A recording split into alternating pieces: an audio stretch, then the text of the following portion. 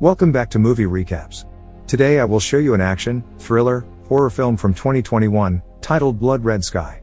Spoilers ahead. Watch out and take care. An RAF airbase in Scotland is getting prepared for the landing of a transatlantic flight that has been hijacked. Colonel Drummond has been called in to deal with the situation, and as soon as he lands, an officer informs him that they are working under the assumption that the pilot and co-pilot are dead.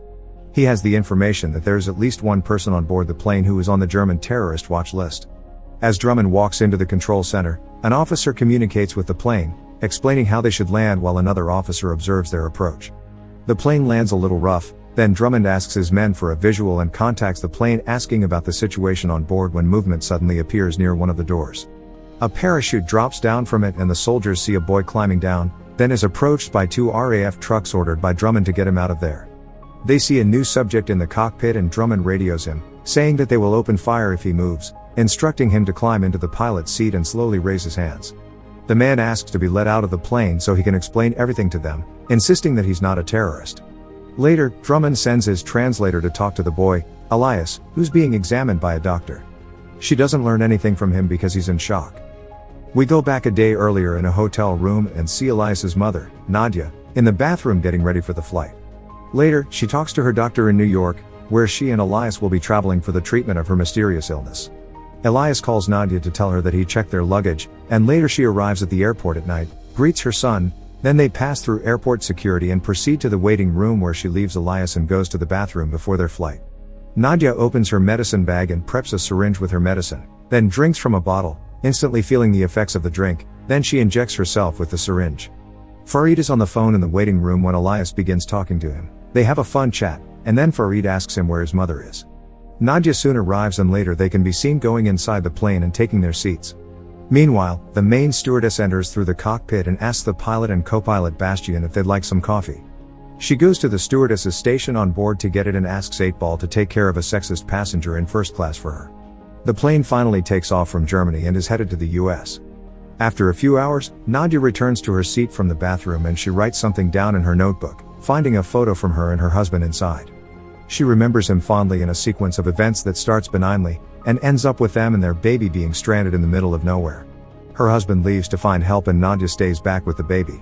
During her current flight, she notices a commotion in the front end of the plane. 8-Ball is trying to reason with an unruly passenger when one of the air marshals subdues him and the second air marshal joins them up front. As the air marshals talk to the passenger, 8-Ball takes out a knife and kills the second marshal, while the passenger overtakes the first one. 8-Ball asks where the third air marshal is and when he learns the information, he sends one of his men to take care of her. Curtis kills the marshal, takes her gun, and gives it to Berg, and when he gets back to 8-Ball, the maniac kills the remaining air marshal violently to the disgust of Carl.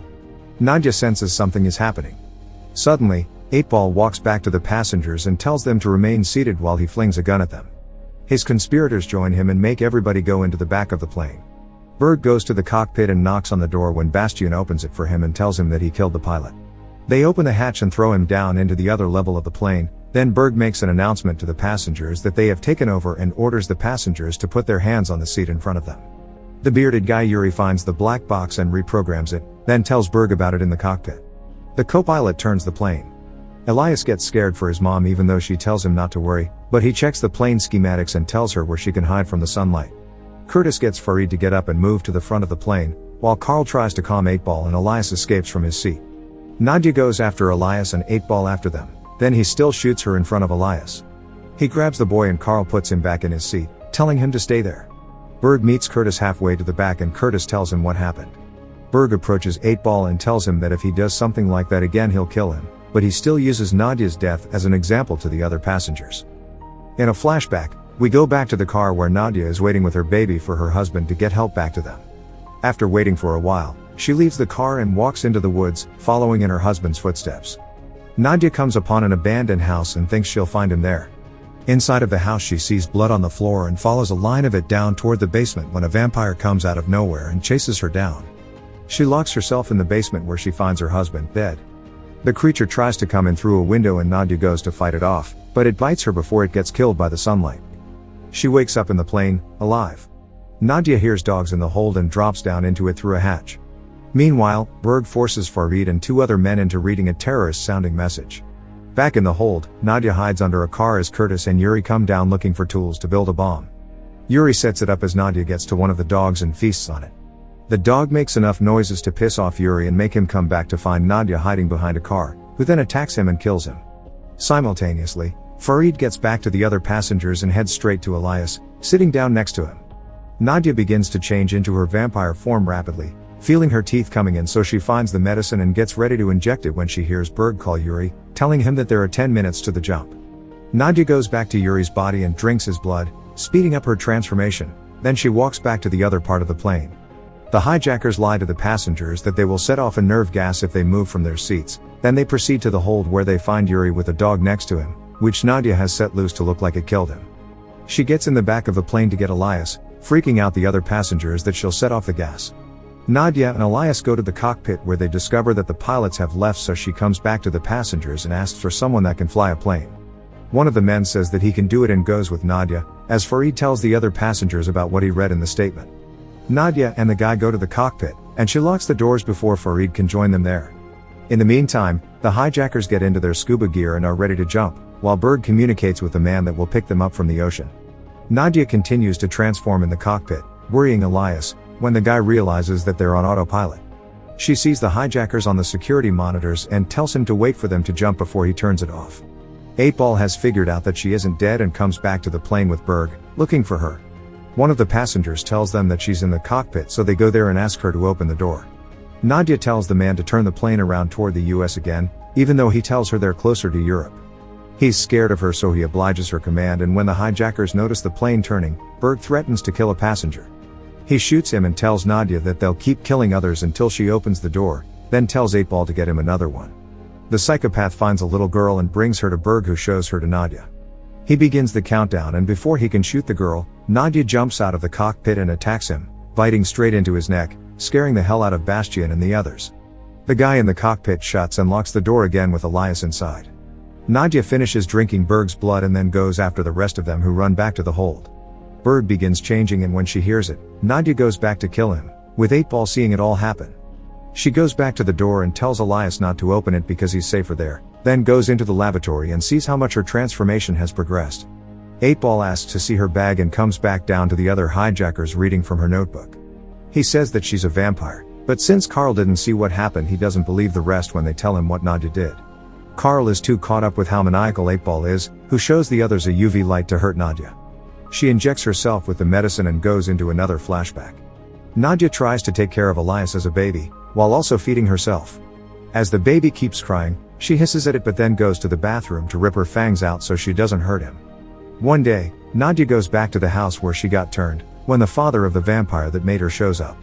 The man tells her that his son couldn't control himself, and neither can he despite his appearance. The man shoots her, saying that they are all cursed and bring only suffering. Back at the plane, 8-Ball is making a steak and the others are arguing over what to do now. Carl convinces Bastian that their only chance is to get back in the cockpit and get the plane back on course. Elias gets out of the cockpit, ignoring the pleas from the guy to stay inside, and gets his mother out of the bathroom, dragging her back. The hijackers get back up, and when the guy sees them, he locks himself back up in the cockpit. Nadia rises and goes toward 8-Ball, who's waiting for her with a steak and a UV light. He burns her and she faints, so he tells the others to take control back, while he stays behind to figure out what she is. 8-Ball finds a syringe and fills it with her blood, and when he wants to stake her, Elias shows up threatening him with a gun. The psychopath goes toward Elias, and when he reaches for the gun, it shoots the window open and the plane destabilizes because of the pressure drop. Bastian tells the others that they have oxygen for only 10 more minutes and they have to get the plane lower. Nadia gets Elias to an oxygen mask, takes the gun, and shoots 8-Ball, who runs away. Simultaneously, the guy in the cockpit passes out because he can't hold the door and get to a mask at the same time, which allows the hijackers to get back inside. Nadia brings Elias to the other part of the plane and gives him over to Farid as the plane suddenly loses altitude. She goes after 8-Ball and finds him inside a bulletproof car, so no matter how much she shoots at him, nothing happens. The maniac injects himself with her blood even though she begs him not to do it. 8-Ball immediately begins to turn, and Nadia figures out what she has to do to stop him. She finds matches and alcohol, then comes back and pours it inside the car, lighting 8-Ball on fire. Nadia remembers the old vampire telling her that they cannot let their evil spread and they must stop it. She begins smashing his face, and before she strikes the final blow, the man says that she cannot control the evil inside of her. The plane finally stabilizes, but the hijackers see that there is a fire in the hold though before they come down, Nadia has already contained the fire and is crawling back inside the plane. The hijackers shoot at Nadia and the passengers freak out, so they stampede toward the front of the plane, including Farid carrying Elias. The hijackers find 8-Ball in the car alive when he suddenly attacks Curtis and drunks his blood, then gets out and goes after the others. Nadia secures the door to the hold and hears Elias yelling after her that the passengers want to kill her. Farid however calls out saying that they won't hurt her, clearly not on the same page as the others, one of which shoots her. She attacks the other one and they try to contain her, but she just breaks free and goes after Farid. Elias convinces her not to kill him as the other man points a gun at her.